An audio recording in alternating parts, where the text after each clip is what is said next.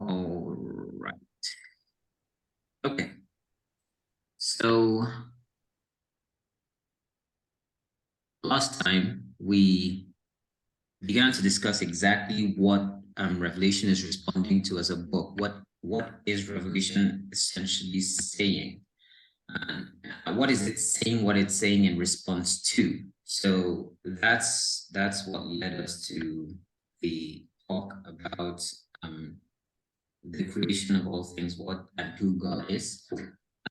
So this is exactly why Mr. Robert actually has Satanic rebellion before coming tribulation, because we're talking about the resolution of all creature rebellion. That's what Revelation is about. It's literally the revelation of Jesus Christ as God's answer to all creature rebellion.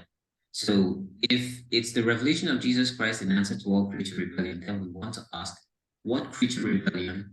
Who is this rebellion against? And what really is going on here? That's what leads us to going back to the beginning. What is God? Who is God? Why did he make anything? Exactly what's going on right here. What is this rebellion about? So that's what we are getting at. And to try to summarize all the conversations we had, at least that were pertinent to this particular question, we stated that God is the is. That is what his nature is, his essence is. He is that which is completely independent of all things that exist. He exists entirely of his own will. And we said nothing else exists like that. And if God was not a person, if he did not possess a mind and consciousness of his own, there'd be no creation. Creation exists because he is a person and he could choose to make all things.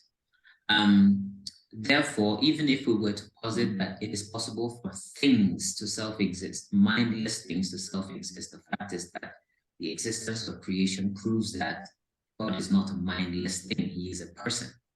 Because if he was going to create a thing, he had to choose or elect to create a thing, which was what he did, obviously. So God is that which is. And as far as his character goes, he is love, which also explains not only, whereas his consciousness, his existence as a person explains why anything exists, why he has the ability to create, it does not quite explain why he would bother to create in the first place. Love is an explanation for the existence of anything that is not God, because what it would essentially say is, God wants to share the bounty of himself with others. And as a matter of fact, the fact that God does not exist as one person alone is also a testament to the fact that his nature is, his character is love. So he exists in a fellowship of a Trinity, and he elected to create conscious creatures who possess something like his essence, which enables them to appreciate him consciously and choose to enter a relationship with him. That's the reason that creation exists, because he wanted creatures that could choose to be a family with him. Again, because he self-exists, this is not a response to anything that was a need in him. He did not have any need. This is just something he did. Now, so we got as far as saying that God created the universe. We got as far as saying that he could do this because he was conscious, and he could do this because his character is naturally generous. So he made a universe, beautiful, spotless, perfect in every way. We do not exist in that universe right now. So there's a lot of stuff that we could say about it that's essentially speculation. But what we can say for sure is that it was a perfect universe. Not least because everything God does is good. That's what the scriptures actually tell us in 1 Timothy chapter 4, I believe. Everything God does is good. He never does anything that's less than perfect. He could not have created a creation that needed to evolve. He made a perfect creation, and he populated it with perfect angels. This is something the Bible also tells us. Again, we need to track a bit. Nothing that God did was an incremental thought in his mind. Again, we're talking about a perfect being, perfect in understanding, perfect in knowledge. When we say when we have to be conscious of the fact that God does not exist in time. He exists independent of time. Time is a construct that he invented. He made it come into existence. It did not exist prior to that, to the point at which he invented it. So when we speak of when God did anything, we have to understand we're simply making sense within our context of how God operates. We don't know how God's existence works because we have nothing of that sort. We have nothing like him in our experience. But nonetheless, when he elected to create all things, he had already comprehended fully in every way what the universe was going to be. He comprehended, by which I mean he fully encompassed in his mind all that the universe is, could be, would be, in every way. He had done it. So it was not an incremental thought. He was not making things and seeing how it goes. He made something fully aware of how it would go and having responded to how it would go. So when he made the whole universe and people, these angels, he did not do it waiting to see what would happen or unconscious of what was going to happen if they came into existence with a free will. He was fully conscious of what was going to happen. So the fact that he created other things or that he did other things in response to the rebellion that came to be was not the Lord patching things up. It was an unfolding of a plan he already had. That's exactly, it's critical to remember that because it means that revelation, everything we want to discuss in eschatology was planned even before creation existed in the first place. We have to know nothing about eschatology, nothing about what's going to happen in the tribulation and all of that is incidental. It doesn't take God by surprise. It's not something he is responding to in the moment. These are things that you could say have already been scripted by him. So, he peopled this perfect universe that he made with angels. And by Ezekiel 28, we can be pretty sure he structured this family of angels, a vast number of angels. Angels have never been like us. Jesus attested to that when he said that in the resurrection, human beings will be like the angels, neither marrying nor giving in marriage, and therefore not actually reproducing, having children and existing in a generational way. So the angels were all created at the same time. And here's another thing. From everything we see of God, they had to have existed in their specific ways. All of them were not Lucifer, as we call him, the morning star. And the morning star, this angel that would later become Satan, was made as the head of the angels. We see evidence of this, like we said in Ezekiel 28, that Satan was a special angel, so to speak.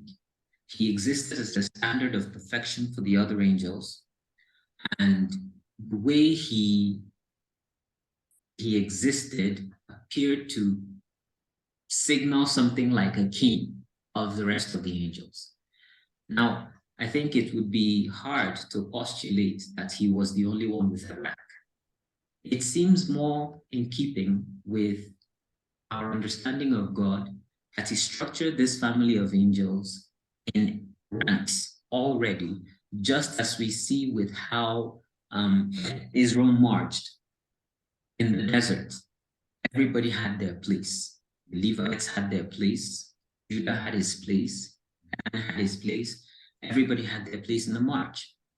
But of course, when we get to Revelation 21, where we're seeing how everything is essentially structured in the end, there are changes in the structures, there are changes in the ranks. You find Levi somewhere, well, Well, you do. You find Judah somewhere, you find Dan somewhere, not necessarily matching where they were when they started out in the march. So we see the same thing with the angel.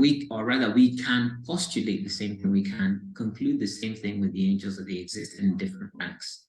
It's not as if the rebellion was what produced the ranking of the angels. If Satan was a cherub before he rebelled, and he still maintains the power and so-called authority, so to speak, of a cherub, at least on his side of things, even though he pretends to be God on that side, we can take for granted that there had to be archangels, there had to be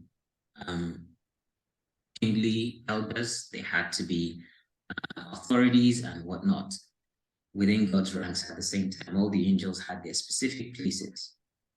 And again, judging by the fact that Satan had things that were very reminiscent of what would later be the high priest of Israel, we can also understand that God had built the angelic family to exist in a number of categories, 9 in this case. So all of this suggests that there was an order to the family that God had created. And like we said, he does everything perfectly. So the angels existed perfectly. And we have that testimony made of Satan that he was perfect until the day that sin was found in him. So nothing in the universe was untoward. There was nothing in the universe that signaled corruption in any way. There was no reason in the universe for anybody to be discontent. But this is exactly what free will is about. If you want to be discontent, you'll find a reason to be discontent. And this will happen as long as you're in a position to find discontent. So God had not locked the angels to one way of being, but he gave them a default way of being. They were created perfect, morally and in every other way. Their positions in the family were exactly perfect for them. I mean, think about it. It's not as if Satan was some oppressed angel who was dissatisfied with where he was in the ranking of God's family. He was the king of God's angels. He was the highest ranking of them all. So it's not as if he was under anybody's boot and he was missing out on all the nice things of life. He was at the top of God's creation. The only thing you could say that was denied him was the place that belonged to the one who always existed. He was a creature. He was something that was brought into existence. Until the Lord decided to make him, he did not exist. Therefore, his aspiration to God's throne was insane. He could never be God because he did not self-exist. And the possession of the ability to determine your own existence is not the same as self-existence by a long shot. It's not. But this is where his discontent came in from. Why does God get to be God and not me? Just stating it like that should be enough to tell anybody what the madness of sin is like. Because all sin comes out of this. Why does God get to be himself? Why does God get to determine what will be? And I don't. Why does God have any power to dictate to me and not me to him? This is exactly what made the situation that came to be. Satan could not bear being a creature under God. Even though as a creature, there was nothing that was not given to him, so to speak. Just as the Lord gave to human beings later on, they remade earth, all things to enjoy, and only one thing out of our reach at the time. Do not eat from the fruit of the tree of the knowledge of good and evil, but the entire earth is yours to do with as you please. There is nothing that's withheld from you except the fruit of this tree. Likewise, the only thing outside of Satan's reach, so to speak, was God's throne. That was not enough for him. It was terrible to him that this thing could be kept out of his reach. And therefore he reached for it. And in reaching for it, he started an avalanche of effects that ultimately resulted in what we have today. So Satan essentially went into, we have to remember how smart he was. The Bible said that he was full of wisdom. It named him as the seal of perfection, and that's a very important thing. It was like he sealed up everything that was perfect. He stood as a standard of perfection for the angels. So if there was something that one had to be sure about, you went to Satan to figure it out. The same way that today you have the pastor teachers in the church as a standard of the church. So if any believer is struggling with understanding something about the Lord, it's the job of the pastor teacher to straighten them out. That's exactly what Satan's position was. Now, we're not saying that there was any struggle going on with the angels in that time, but we can say definitely that it was a significant thing in the sense of a symbol, a sign that if there had been such a thing, he was the one who would settle such quandaries. And this person, without any external help, there was nothing external to him that suggested to him that there was anything wrong with his existence. He found it within himself, some reason to be offended at his existence. So he went out and suggested to other angels how different things could be for them. Now, this is also where we will talk about the nature of the universe that existed at the time. It was not a terribly different universe from this one, except in the fact that it was perfect. It's still this earth, this ball of mud on which we live, that they existed. And God's throne was on the earth as well. Everything that we see in Ezekiel 28 and everything we find in Isaiah 14 suggests the same thing, that they were actually on this planet in that time. So the nature of the earth then was material, just as what we have here is material. It wasn't ephemeral or ghost-like or anything of that sort. They were tangible experiences for them to have. Animals existed then, just as we know, for example, that when we are returning with Jesus at the time of the second advent, we'll be riding on horses, and they are most definitely not earthly horses. We can take for granted that there will be material, that there were material creatures that exist, physical creatures that existed on that planet as well. Now, there is something that would seem like a jump to some people that if this holds or takes for granted, which is that it was the lack of a material body that seduced quite a number of the angels, possibly all 1/3 of the angels that chose to join Satan in his rebellion, to join him, because they lacked a physical body. They wanted to have the experience of one. How do we know this? Because of the antics that the rebel angels were getting up to when Jesus was on the earth. They seemed to be so. I mean, Jesus even stated it at one point when he said that when a demon has been cast out of a man, it goes through dry places seeking rest, and finding none, he goes back to his house, which he had been ejected, and he sees it swept and put in order. And no, he does not move back in. He goes to get a guarantee that it will be harder to throw him out.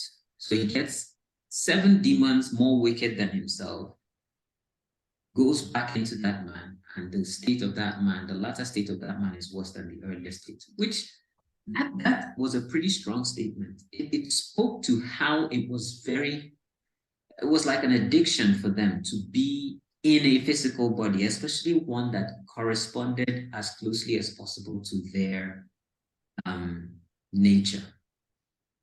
So this had to be, it's not impossible that this matter of their messing around with possessing other creatures' bodies began about the time that Jesus came in, since we don't see any mention of it in the Bible prior. But we do hear of the creation of the Nephilim all the way back in Genesis 6. And the Nephilim are a very weird sort of creature. They are not normal human beings. There is a real question whether they possess human spirits or whether they possessed human spirits at all, because they were not made the natural way, and they didn't exist, according to God's will, so to speak. So when a Nephilim had been crafted, would God be under any obligation to give it a human spirit? I mean, maybe he would graciously do so. We don't know. We would be speculating. But that fact of the angels taking things that far is also suggestive of their interest in a physical body, in having things like that. And we also see that when Judas was getting up to betraying Jesus, with all that he was doing, there's a question why Satan needed to possess him personally in order to see things through.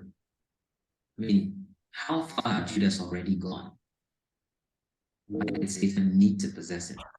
And then the first time we see Satan actually doing anything, it is in the garden, possessing the body of a snake already. So all of this is suggestive of the fact that there is some interest that these rebel angels had, potentially strong enough for them to count it as some kind of slight on God's part, that they would be denied a physical body of their own. Now, we are going to have perfect bodies in eternity that will not only not cause us any trouble, but they will give perfect expression to our spirits. So there is probably a reason for us to wonder, if they did not have a point in being dissatisfied, why did God not give them physical experiences? Why? Why not? And in asking that question, we might be failing to give due regard to the fact that God created all these creatures that possess this very critical quality of free will to be tested as to whether they really did want to be part of his family or not. And he didn't mean for that test to be too hard for any one of them. It was supposed to be as simple a test as we could pass.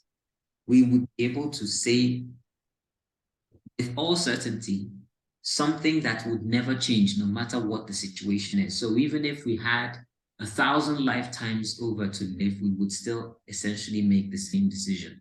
That's the way he structured things.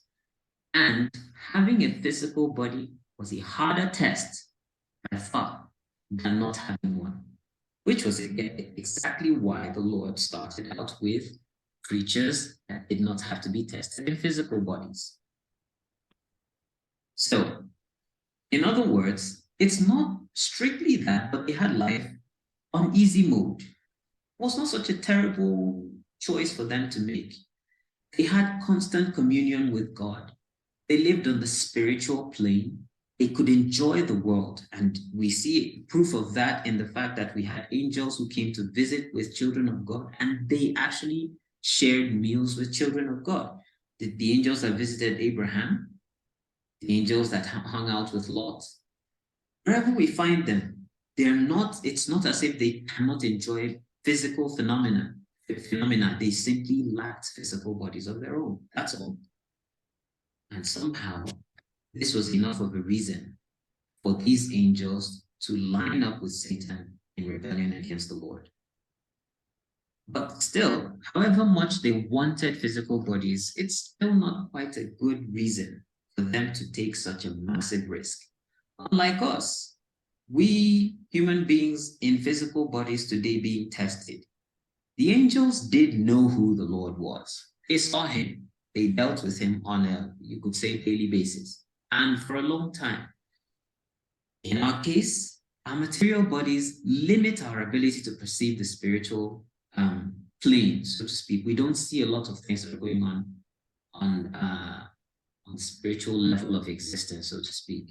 We don't see the Lord. We don't see how mighty and how scary he is. In fact, today, as I was talking with my brother-in-law, my wife's younger brother, who has been with us for about a week now, I was part of the conversation where we talked about how Daniel was terrified not every time, but at least the two times that he saw an angel, the angel was revealed to him, and he saw the angel as the angel was. He was terrified by the sight.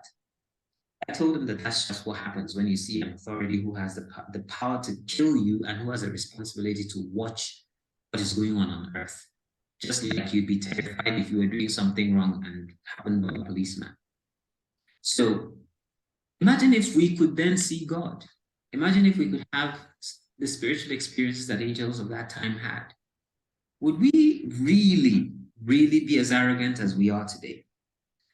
So for that reason, it does make sense to wonder if just the hunger for a physical experience, if the experience of having a physical body was enough to make anyone dare to stand up through God. That's the real question. And the Bible suggests to us that it was not. Satan had to have made some pretty strong arguments to persuade the third of the angels to join him. Something to tip them over. And it had to be just as it happens all the time. Every time evil is suggested to us, the thing that tips us over is always, there will be no consequence. It's the same ploy he used with Eve. He has used it from the time of the angels, and he will keep using it until the end of the age. He'll never stop. He will always tell anyone who he's trying to seduce, there will be no consequence. It's the only way to get anybody to do anything that's extremely dangerous for them. And of course, there will be no consequence does not mean that, oh, we could stand up to God, we could defeat him somehow. That would be an obvious craziness. They would know it's not going to work. So he had to be able to tell them things that they could believe. And here is where we have a genius move. We don't have anything, let's put it this way, it wasn't stated explicitly in the Bible that he said this. But then it's a very common idea in sin, especially when someone has decided to do something wrong. There's always an element of that in it. God can't do anything about this because doing so would violate his nature. It would violate his character. If he were to punish me, he would be failing to be a merciful God. If he were to not punish me, he would be failing to be a just God. He's caught in a catch-22. There is no way for him to resolve this, therefore he will be paralyzed. He has to withdraw and let me do whatever I want. I've beaten him with his own nature. This is the sort of thing we find once we dig into some of the really nasty arguments that people make against God, whether it's from an atheistic standpoint that God does not exist, or it is from the standpoint of anti-Christianity. Christianity is a crazy thing. Wherever we find people fighting against God, we're going to find them essentially attacking this. And it's an attack on the cross. Because you see, the answer to that was the cross. It was God saying, look, I'm much wiser than you think. Maybe you can't reconcile justice and mercy, but I have no problem doing it at all. I did not create a creation that I don't understand. I did not, so in a manner of speaking, create a stone I can't lift, as the atheists are wont to put it. So that's the sort of thing that Satan would have offered them to get to manage to tip them over the edge. There will be no consequence because whatever God does he's going to ruin himself. If he does this, he will damage his character. If he does that, he will damage his character. And he cannot damage his character, so he must withdraw from the universe. We've created a situation that he cannot solve. God's answer to that was essentially, look,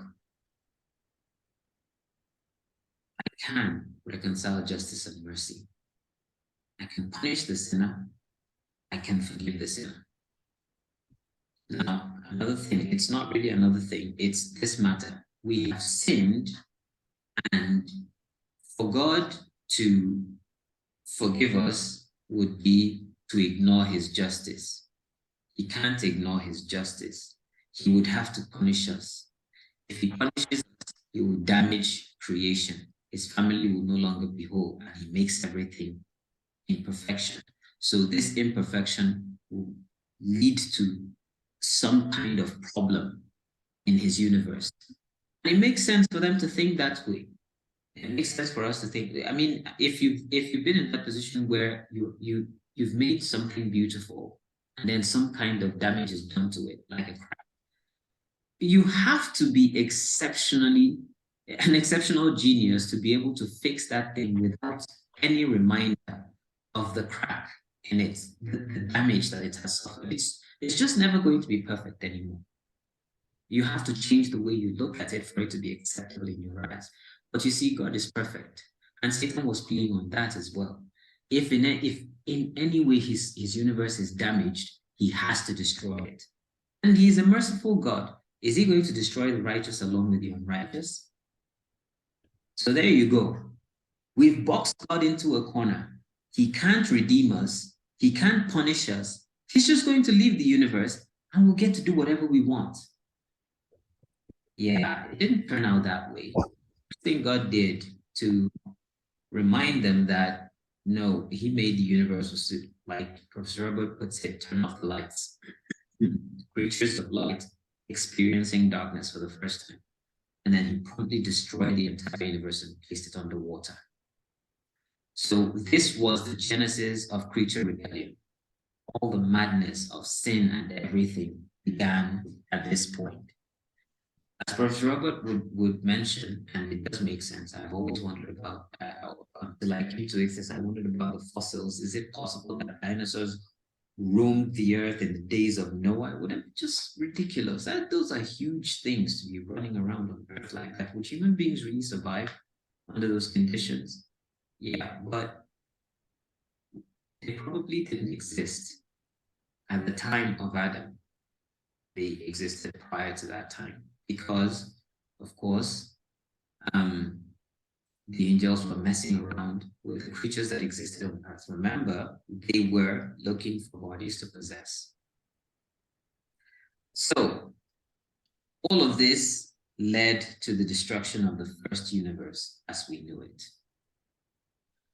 And the Lord remade the universe to create man, a new sort of creature that had never existed prior to that time. But we have to keep in mind, the angels were very, very smart, not like us. They knew a lot more about stuff than we did. They were created with the wisdom, they were created with the strength.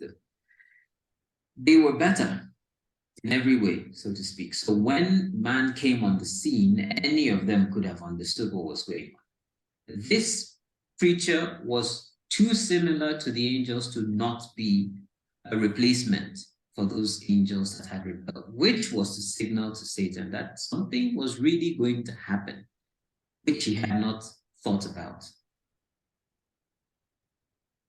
Okay, what was Satan's response? Now, let's just delve into it since we said we're doing a deep dive. What was Satan's response?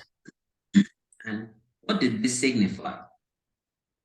By creating man, God had essentially said to Satan, yes, you can be replaced. I can rip you out of my family and put other people in your place. I'm capable of that. And I'm doing it. So you could see in that like your move. Are you going to like change your mind about some of the stuff you're up to, or what? Satan didn't really go for that. And here's the thing, which is very suggestive of the angels, and we find that in human beings as well. Even with our limited knowledge, human beings are very, very stiff-necked. We're very stubborn. We don't change our minds easily. Now, how much more creatures that actually possess as much knowledge as the angels do? And how much more a creature that was created as the son of perfection? So he was like the son of all wisdom in his time. Would he really change his mind that easily? We know in our days, better than any other generation that has existed on earth, I believe, that the smarter people get, the better they understand things, the more arrogant they are. That has been the case. That's why if you were to walk into a university filled with eggheads, people who have studied so much, they trend in the direction of anti-Christianity. They think that religion is foolish and Christians are dullards. They don't know what to do with their lives. For them, knowledge is everything, and knowing makes them God. So if this is what knowledge does to them, what do you think it would have done to Satan himself? Satan was much smarter. Like, it's almost like an infinity. The gap between him and the smartest human being to ever exist, like an infinity. That's how smart he is, right? So rather than learning his lesson, he doubled down. God had made these creatures. They were a replacement for him. He could have turned around at that point and said, you know what, I've done something wrong. I see that I had miscalculated on every point, and I don't want to keep going down this route. He could have done that. He didn't choose to do that. What he chose to do instead was to go to war with these creatures. They were weaker than him. Even though Adam and Eve are by far the smartest human beings to have ever existed, they had perfect brains, perfect bodies. They had perfect communion with God himself, who was the maker of the universe. So they knew things that some of us would only dream of knowing. They had an exposure to knowledge that none of us has, right? Even then, these were weaker creatures than him. And he took his time, as he always does, to study and figure out exactly how to attack them. And his attack was entirely meant to murder them. I mean, it's interesting that he didn't try to do that directly, which is why this is one of the many reasons that we postulate that there are ground rules that exist in the warfare between God and Satan that prevent him from acting in certain ways, or else he had the power to murder these two creatures where they stood. He was the covering cherub. That meant something. Couldn't have been too hard for him to kill those two. But God did not permit it, obviously, so he did it. Rather, what he did was to get them to do the thing that God said to them that if they did, they would die for. So that was the move he made, to try to get Adam and Eve to sin against God so that God would kill them. Pretty smart plan. He wouldn't be soiling his hands, and he would be getting God to do exactly what he wants done. Probably a double win too, because there you go. He's proven that he is smart enough to make the Lord do things he wants done. Except he still got it wrong. This was exactly the play that God left him around to make. So he made that play, seduced Adam and Eve into sin, and instantly started the part of God's plan that was going to produce the Messiah, which was the end of everything that Satan could possibly do. Once the Messiah came into being, once the Messiah came into the earth and died for the sins of human beings, that was a game over. Now Satan had no more place left. He can't accuse God of anything. God has resolved the one thing that Satan believed was the catch-22. He has judged sin and forgiven the sinner. That's what the cross was going to do. He didn't know the cross was going to be a thing. If he did, he wouldn't have tried to seduce Adam and Eve into sin, because once they sinned, the mechanism that would produce the cross started. So that's exactly what happened. Adam and Eve sinned. God came to the garden. He demonstrated with them, and he conducted the first sacrifice to tell them, to give them knowledge that they were to pass down to their children, that redemption for human beings would come at the cost of a life. And a life that would not be theirs, and a life that was better than theirs. Was what the Lord passed down to them. And of course, we see that Abel got the memo and Cain didn't, and it resulted in the spillover of that warfare. So now it was like the human race was polarized. We had those who were on Satan's side and those who were on God's side. And it would seem like when the two came together, those on Satan's side would kill those on God's side. That was just the natural way it was going to unfold from that point. So one thing that did result from Satan's play was this. When Adam sinned, now it was Eve that was deceived, but the real target was Adam. When Adam joined Eve in sin, he essentially made himself Satan's viceroy. So even he was God's ruler of the earth, but by choosing to listen to Satan, he became Satan's ruler of the earth. But of course, we know that there was a redemption. He came back to the Lord. So the Lord continued to exercise rule over the earth to the extent that there were people who came back to him.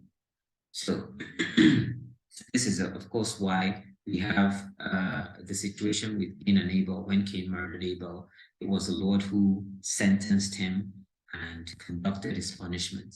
So the Lord was still exercising authority over the family of human beings for quite a while. But by the time we got to Noah, the human race had all but repudiated God. They had rejected his authority, and that was like a wholesale offer, so to speak, to Satan to take over the world, to run things. That was what it seemed like. So we had human beings still occupying the position that God made them to occupy. They were the masters of the earth, but they were listening to some other person about how to run the earth. That was how things got to God. So now the rebellion that had been in the satanic ranks spilled over into the human ranks, which does lead us to ask a question. Why exactly is this happening among human beings? Again, human beings were created just like the angels. The difference was that they were weaker and they knew less. So we have less knowledge, we have less power than the angels. But we are just like them in possessing a free will. We have the ability to self-determine. We can choose who we are in response to God, which is something the angels possessed. No other creatures that God made possesses that ability, that quality. No one else actually responds to God in the way that we do. All right. Message. Okay. Mike actually got off. Okay. Right. So no other creature that God made works the way that human beings and angels do. So there have been people who ask, why did God put the tree in the garden? Why did he allow Satan to remain around and all of that stuff? The answer is the same answer that we have for why God did not make the angels with physical bodies. Every creature that possessed a free will that God made had to be tested. That's the point of having a free will, in order to determine whether they were worthy to be God's eternal family. So God structured their existence in such a way that they could be tested. With Satan, he had enough wisdom and power to be able to have such lofty aspirations. He could imagine such things, and therefore he did imagine them. He didn't have to, but he did imagine them. Human beings likewise possessed the free will, the ability to imagine what they could be and realize it. And Satan existed essentially to offer them that opportunity, that like an alternative to the default situation in which they were. It's a good question that Professor Robert asks. If Satan had not been in the garden, would human beings have ever conceived in their hearts to sin against God? Probably not. I mean, when you think about it, maybe no other angel would have ever thought of sinning against God until Satan conceived the idea and started to trade among his fellow angels to get them to do these things. Now, this is going to be a publication on YouTube. So a lot of things that we're saying right here really should be backed up by scripture so that people know we're not just pulling them out of our backsides. Like we said, Ezekiel 28 and Isaiah 14 are places that we can go to get some idea of what happened in the universe that existed prior to man. And there in Ezekiel 28, we are told about Satan's trading, how he was trafficking. And this essentially was that he was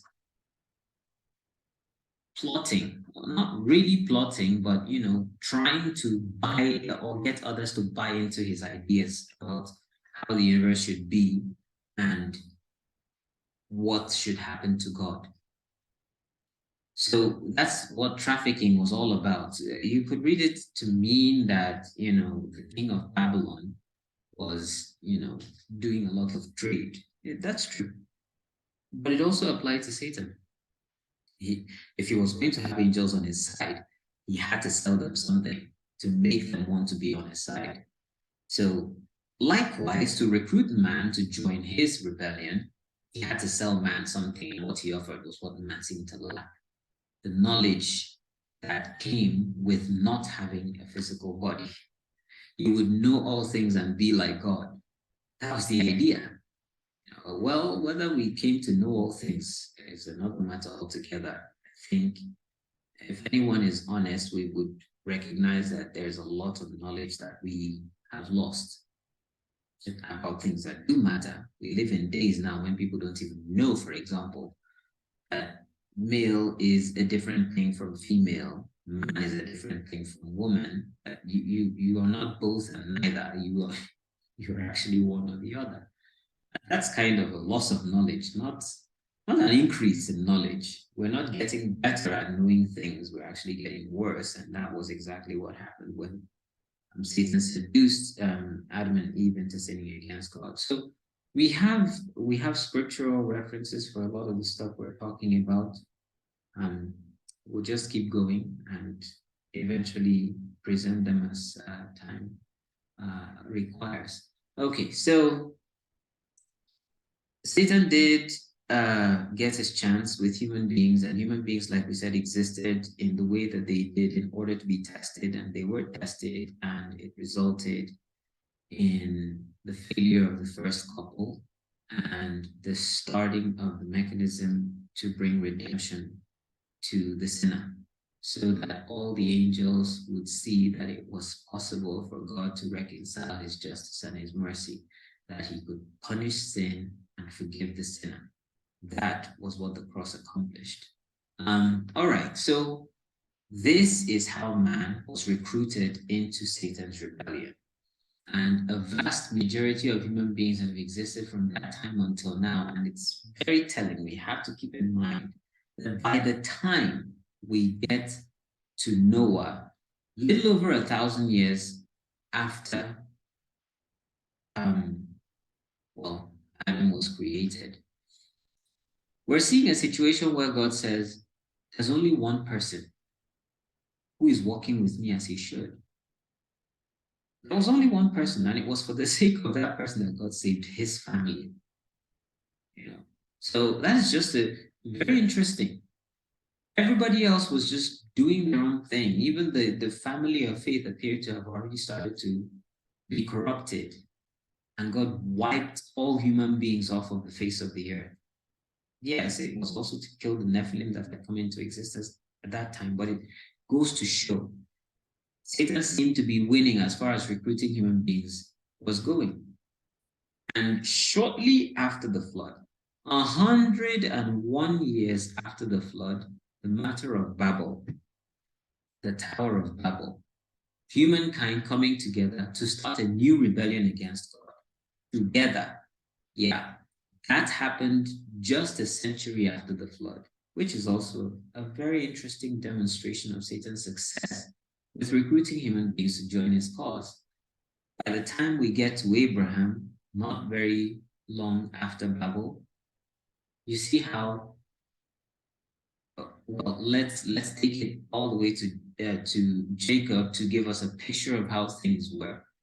When we get to Jacob, we see how he was moving gingerly across the earth when he was traveling because he didn't want to draw too much attention to himself because the earth was such a brutal place.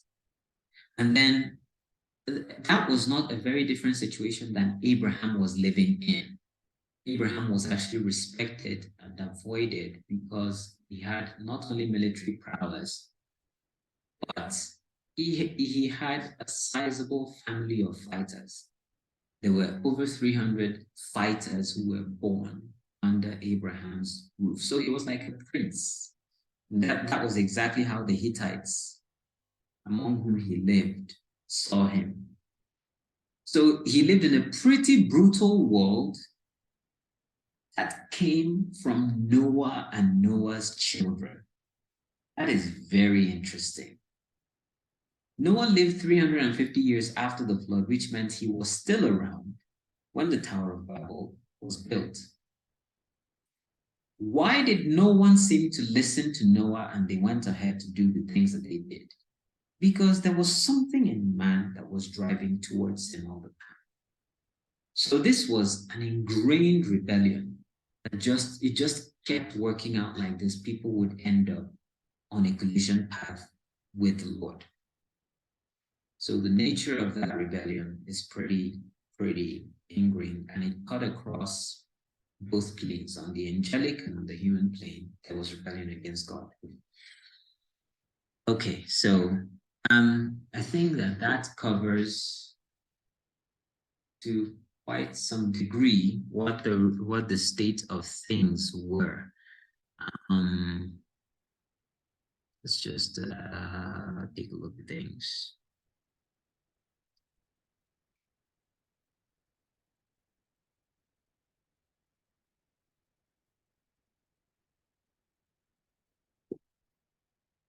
Okay, so that is to explain the rebellion that the revelation of Jesus Christ is going to be responding to. I think that following on the heels of that, we will probably talk a little bit about God's plan. I don't think there's much that I want to add on that matter. So I will just throw the floor open for any questions we might have so far. Are you with me so far? Yep, we're still here. It's sounding good, Eddie. Okay. All right. Because I think I've come to the end of what I want to discuss today. So if there's any question we want to explore, we can explore. No, not right now. Okay. Okay. I understand or I'm seeing that Brody isn't joining us. No, he couldn't come today. Okay. But he said he enjoyed last week, so hopefully he will. Okay. All right. So I don't know. Is there anything else that I want to add? I guess I guess I'll just end the recording at that point then.